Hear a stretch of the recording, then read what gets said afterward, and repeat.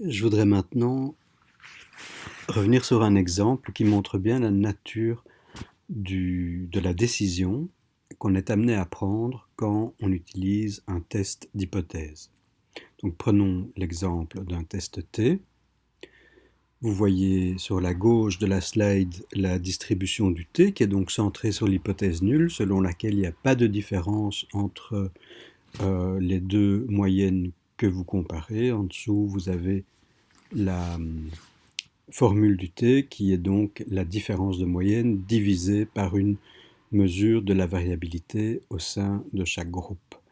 Vous avez la valeur de T critique au-delà de laquelle vous pouvez rejeter l'hypothèse nulle selon les principes des tests d'hypothèse de Niemann-Pearson. Imaginez maintenant que vous réalisez une étude avec 20 sujets et que vous trouvez un effet associé à une p-valeur égale à 0,0499. Vous êtes donc juste en dessous du seuil de significativité et vous pouvez prendre le risque de rejeter l'hypothèse nulle et de conclure, selon l'hypothèse alternative, qu'il existe une différence de moyenne dans la population. Il se trouve que la différence que vous avez trouvée dans votre échantillon, M1 moins M2, est précisément égale à mu1 moins mu2, donc les différences des deux moyennes dans la population. Vous ne le savez pas, mais moi je vous le dis. Il se trouve aussi que l'écart type que vous avez trouvé dans votre échantillon est exactement le même que celui de la population. Une fois de plus, vous ne le savez pas, mais moi je vous le dis. Donc vous trouvez une p-valeur qui est tout juste significative, et donc vous décidez de répliquer cette étude avec à nouveau 20 sujets, et donc miraculeusement, vous trouvez à nouveau une différence de moyenne identique et une variabilité qui est identique aussi. Donc la valeur du t que vous obtenez est identique à la valeur critique que vous aviez obtenue lors de l'étude initiale. La question que je vais vous poser maintenant est la suivante. En cas de légère variation de moyenne, de différence de moyenne, ou de variabilité, quelle est la probabilité que vous obteniez quand même un résultat significatif dans cette réplication?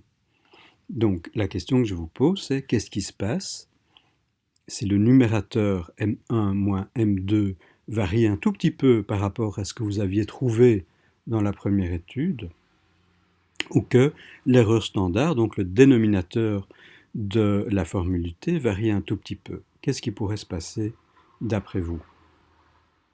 Réfléchissons-y un tout petit peu.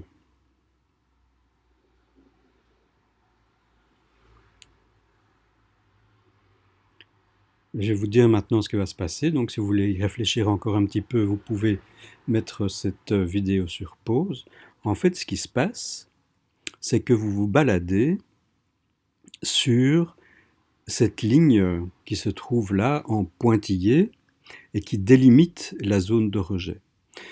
Donc, de deux choses l'une, soit vous augmentez la taille de la différence entre les moyennes de 1 ou 2%, et dans ce cas-là, eh bien, vous serez renforcé dans votre décision initiale parce que le t sera d'autant plus grand et donc la p-valeur associée à ce t sera d'autant plus petite. D'accord? Donc vous serez à nouveau amené à rejeter l'hypothèse nulle.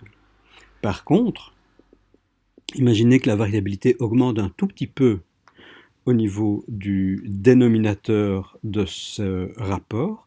Et bien dans ce cas-là, la valeur de t que vous allez obtenir va passer à gauche du t critique et vous ne serez plus dans la zone de rejet, vous ne pourrez plus en fait prendre une décision par rapport au résultat que vous avez trouvé.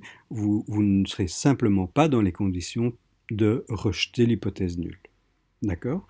Et donc, bien que la valeur que vous avez trouvée pour la différence de moyenne ou que la valeur que vous avez trouvée pour la variabilité est presque exactement celle qui existe dans la population, en fait, vous disposez d'une puissance de 50% si votre p-valeur est juste significative. Donc, Pourquoi je vous donne cet exemple? Pour bien vous faire comprendre que la logique des tests d'hypothèse est d'abord basée sur l'idée que l'hypothèse nulle est vraie, qu'à partir de cette hypothèse nulle vraie, on peut définir une classe de référence. Au sein de cette classe de référence, on peut déterminer une valeur arbitraire qui est cette valeur de t critique. Et c'est par rapport à la position de cette valeur de t critique que vous allez prendre une décision complètement binaire, soit de rejet, soit de non-rejet de l'hypothèse nulle. Posons-nous maintenant les questions suivantes. Imaginez que vous réalisez une expérience et que vous observez que la comparaison de vos groupes contrôle et expérimental comprenant chacun 20 sujets donne une valeur de t pour 38 degrés de liberté est égale à 2,7 et une p-valeur de 0,01. Donc vous pouvez rejeter l'hypothèse nulle, mais est-ce que vous avez prouvé que cette hypothèse nulle est fausse? Réfléchissons-y un petit peu.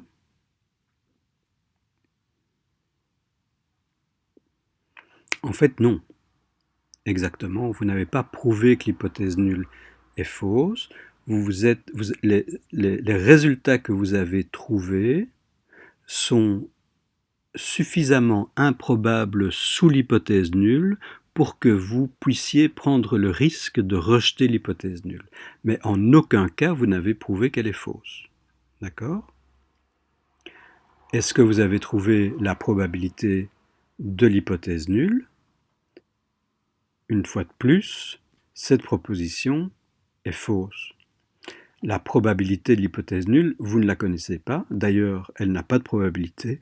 Soit l'hypothèse nulle est fausse, soit elle est vraie, mais vous n'en savez rien.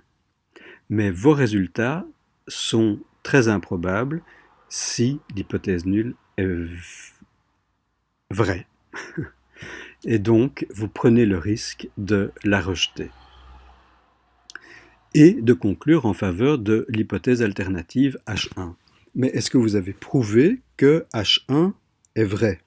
Alors, non, effectivement, H1 est soit vrai, soit fausse, mais vous ne le savez pas, et d'ailleurs le test que vous avez effectué porte sur l'hypothèse nulle et non pas sur l'hypothèse alternative. Vous avez décidé en faveur de l'hypothèse alternative sans jamais avoir fait subir un test à cette hypothèse en particulier. Est-ce que vous pouvez déduire la probabilité de l'hypothèse alternative?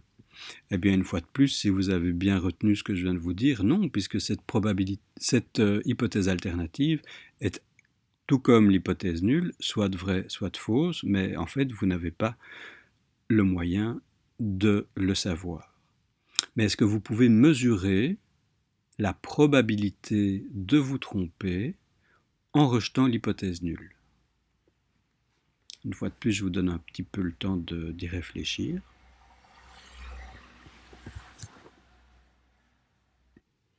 Eh bien, une fois de plus, non. Contrairement à ce que certains d'entre vous pourraient penser, non. L'hypothèse nulle est vraie ou fausse. Donc, si vous la rejetez, comme c'est le cas ici, eh bien, si elle est vraie, vous vous trompez. Si elle est fausse, vous avez raison de le faire. Mais vous ne pouvez pas savoir si dans ce cas précis, si dans le cas précis de l'expérience que vous venez de faire, si vous avez raison de rejeter l'hypothèse nulle. Peut-être que l'hypothèse nulle est vraie et que vous l'avez rejetée erronément.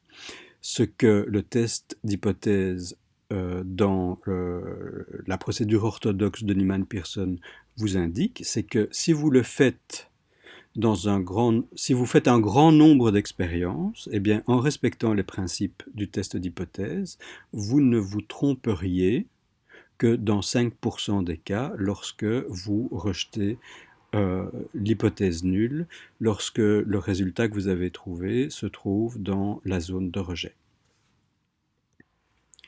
Alors, dernière question sur laquelle on peut se prononcer ici, c'est est-ce que dans les conditions de l'expérience que vous faites, vous pouvez considérer que votre résultat est solide dans la mesure où, si vous répétiez l'expérience un grand nombre de fois, vous pourriez en principe le répliquer dans 95% des cas. Eh bien non, non plus, ici, vous ne pouvez pas prendre ce type de décision, car